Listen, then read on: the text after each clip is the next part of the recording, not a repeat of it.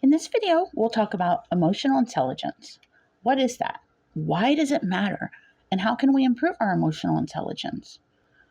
Well, first of all, why? Why do I care? Well, because studies show that emotional intelligence is key to our growth and development in all areas of life.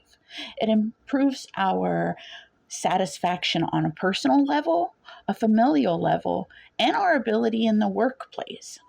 That equals personal happiness, financial happiness, and overall success.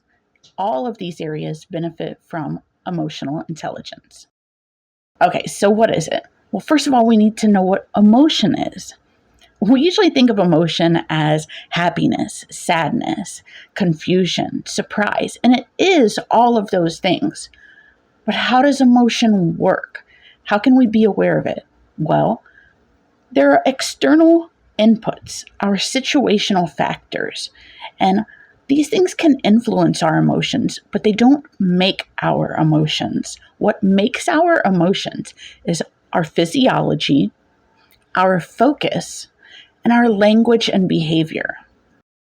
Our physiology consists of hormones, feelings in our gut, increased heartbeat, sweating, feeling hot, restlessness or fatigue, and many other things. It's things we feel like we can't necessarily control. Emotion is also influenced by our focus. Our focus consists of what we pay attention to, how we perceive things, those situational and circumstantial factors. Our motivation, choosing to be diplomatic.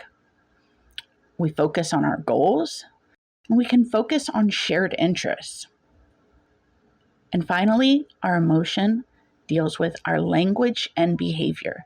These are our conscious outputs, the words we choose, our speed of speech, our posture, the way we gesture with our faces and our bodies, our actions in general, and even our accomplishments. So while our words and behaviors are our outputs, there are also sensory inputs that inform our physiology. This is why you hear EQ coaches emphasize the importance of mindset and consciously creating healthy habits. Okay, so this brings us back to emotional intelligence. Professor Daniel Goleman, who has written several books on emotional intelligence, uses a model that consists of 4, sometimes 5 components. These are self-awareness, self-regulation, social awareness, and social regulation. The 5th element, motivation, we'll just include with self-awareness to keep the video short. So how do we practice these things? To practice self-awareness takes introspection and honesty with yourself, understanding your strengths and your weaknesses.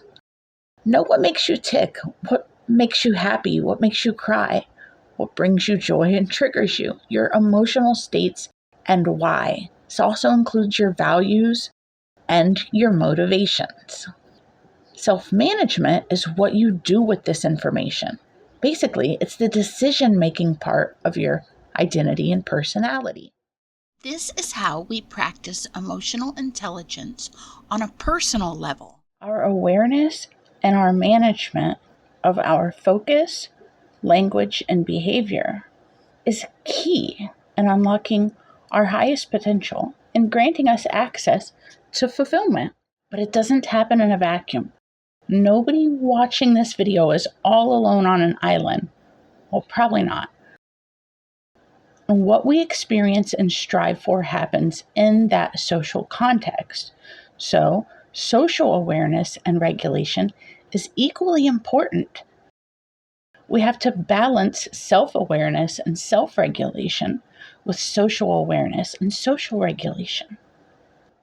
Social awareness involves active listening, paying attention for subtle clues, paying attention to nonverbal communication so that we can understand others, their motivations, their feelings, and recognizing others' strengths and weaknesses. And with awareness, we can exercise social management using skills like active listening, respecting boundaries, having empathy and showing compassion, and successfully and comfortably working in teams. We don't want to be blind to others' needs or feelings, and we don't want to push our feelings onto others unwelcomely. By using our verbal and nonverbal body language, we can show others our genuine interest, authentic desire to be of service. When we recognize the motivation of others, it makes it easier to find and nurture common ground.